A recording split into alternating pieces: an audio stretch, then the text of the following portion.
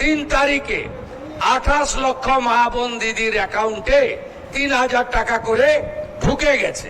এখন অবধি 1,05,00,000 আমাদের মা বোন দিদি তারা এই অন্নপূর্ণা যোজনায় নাম নথিভুক্ত করেছেন।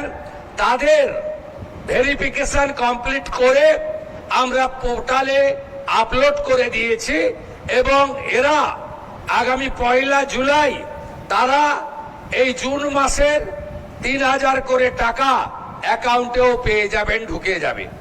এতটুকু চিন্তা করবেন না।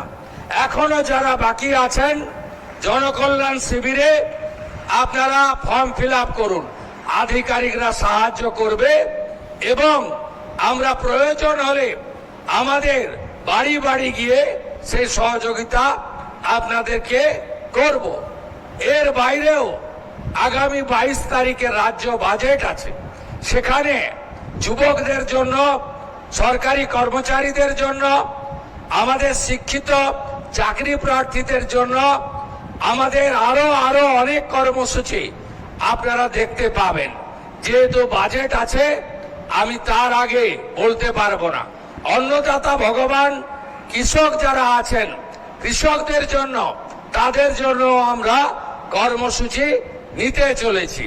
আপনারা আমাদের সহযোগিতা করুন।